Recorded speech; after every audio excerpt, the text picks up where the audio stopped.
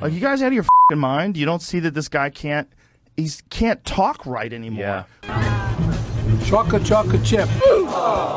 She's also dedicated to getting her customers and employees vaccinated, that when they leave the saloon, receptionist, the salon.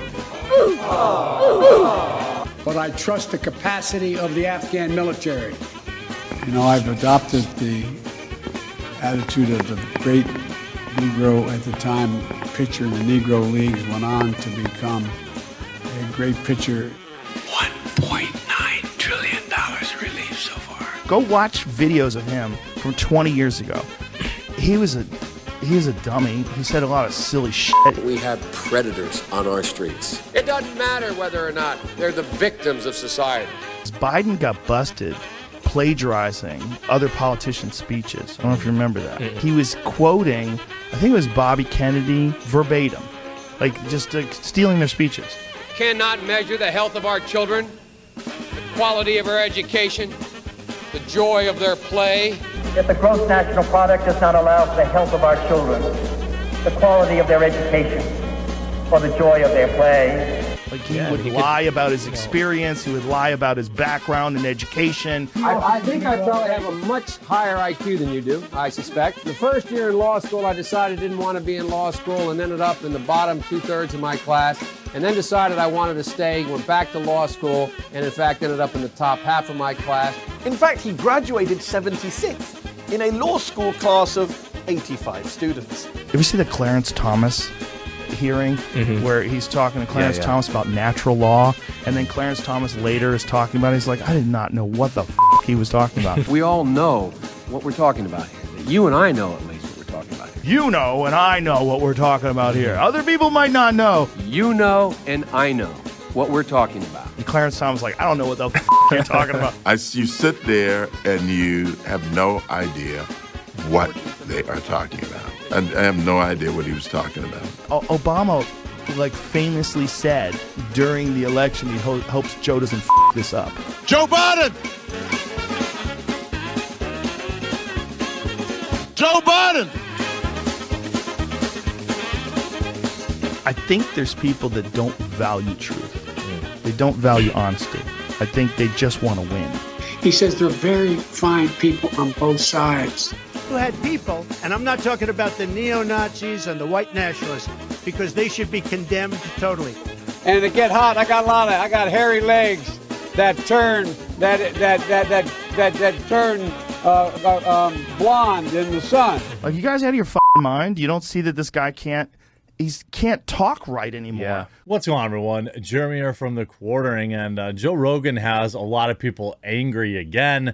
So angry that it looks like he's been forced to beef up the people that protect his home with a whole new upgrade on having live, like actual armed guards stationed at and in his house at all times.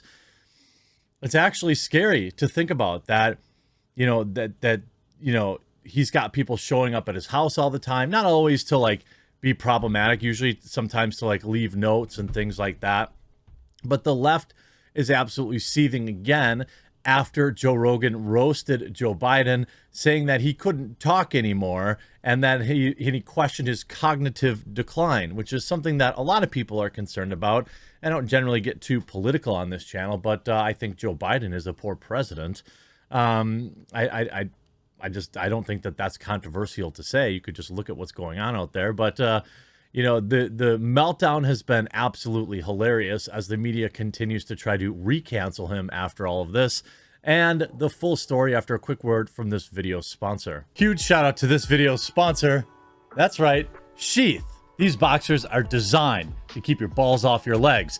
Sheath has 3 individual compartments to keep everything down there separate and cool and comfortable. And hey, since they've been a long-time sponsor, I've heard from many of you who have tried out Sheath and really love it. They were invented by a U.S. Army soldier who came up with the idea for Sheath during his second tour in Iraq, where it was hot as heck and his boys needed to breathe. And on top of all sorts of awesome designs for Sheath, they've added all sorts of winter items, hoodies, gator necks, and all sorts of base layers. Head on over to the link in the description and pin comment down below.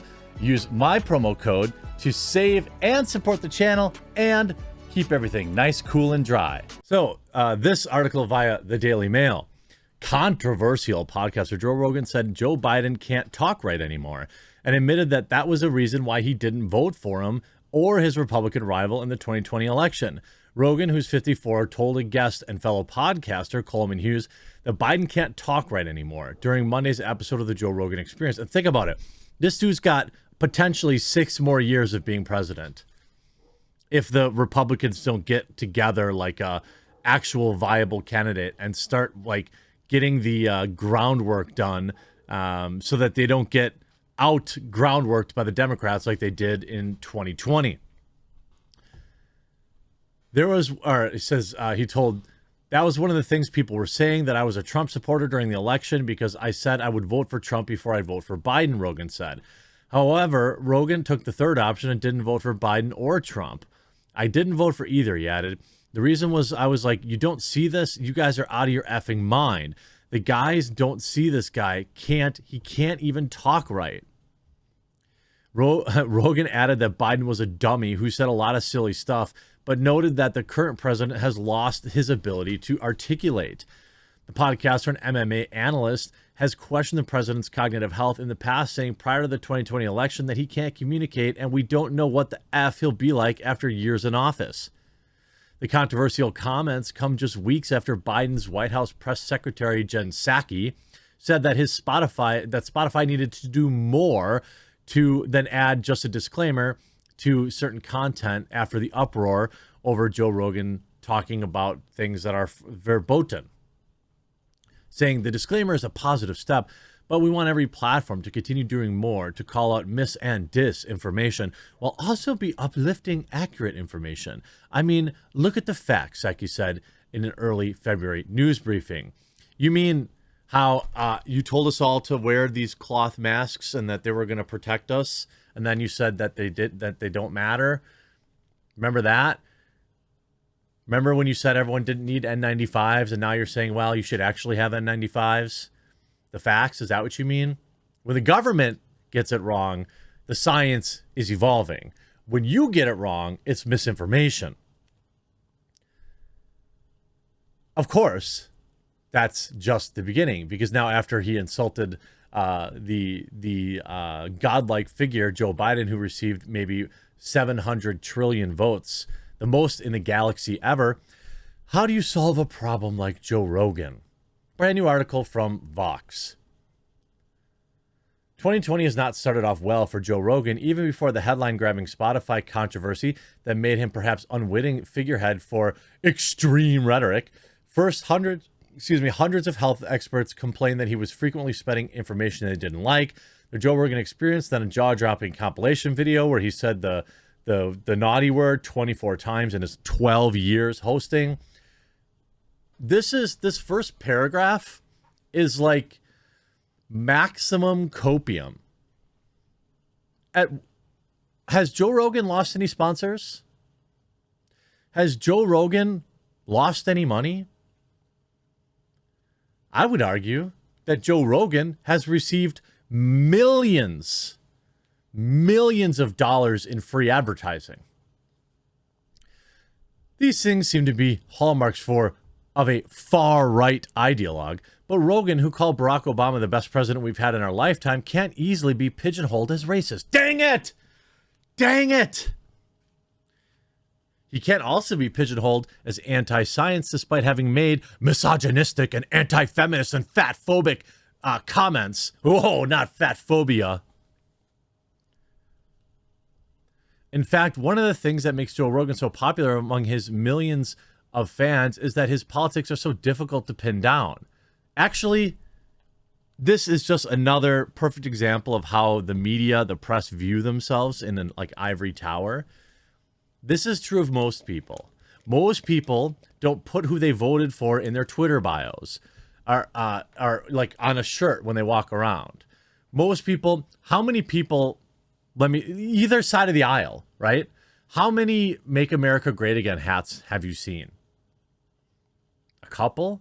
Maybe it's different because I live in the Midwest, but I would say my state's pretty evenly split. And the area where I live is pretty Republican. And I've seen in my entire life walking around town once or twice. I don't even see a lot of political signs. I didn't see any Joe Biden signs in anybody's lawn during the last election. I do see Trump signs around here and there, which, come on, like, it's time to take it down, or at least update to, you know, that you want him to run in 2024 or whatever. But even that, like, most people don't identify themselves as who they vote for because most people are normal. His critics are quick to point out and portraying himself as open-minded. Rogan platforms a lot of people whose ideas are dangerous. Oh, dangerous ideas.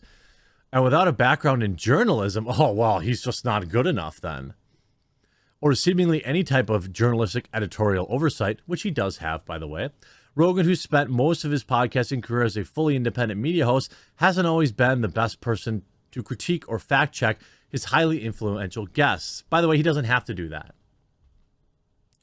It's nice to see him when he does it on both sides of the aisle, you know, because I think it helps add to his credibility. It's really, really difficult to fact check things in real time, though, from a flow perspective. So I don't know if he could, you know, I think there was times when he had Alex on where he fact checked him a few times in real time, and every time it ended up being right, but he still did it. But it was totally like immersion breaking, stopping the conversation. Rogan's tenure at Spotify has been beset with controversy. It's manufactured, though, right? The controversy is manufactured. Rogan's evolving influence is as unwieldy as it is massive. Also, does it matter? Look at all the words this loser wrote about why Joe Rogan needs to be silenced. The only problem is one of attrition. The more we let Rogan get away with it, the more we set ourselves up for something worse down the line. What? For something even more unacceptable to slowly become acceptable.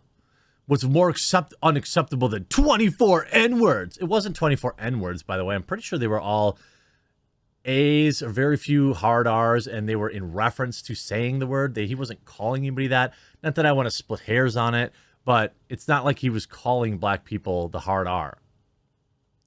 The next Rogan-esque influencer who comes along may have even less pretense and even more fans willing to follow him into the dark. Ooh, spooky. Spooky stuff. Muscleman. Joe Rogan hires elite armed bodyguards to protect his family at his home amid Spotify controversy. What a crummy way to live.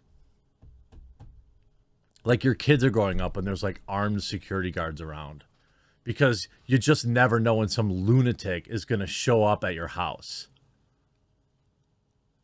And then you got the press taking pictures of your personal security.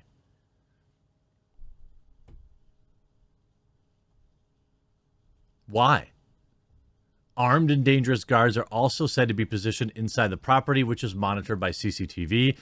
It comes to Rogan's coverage of the coof and poke, his use of the N-word. The Joe Rogan experience sparked a furious reaction from critics. Dad of two, his wife Jessica, and their kids moved to their Austin home, where he also records his podcast. Oh, I didn't know he did it at home.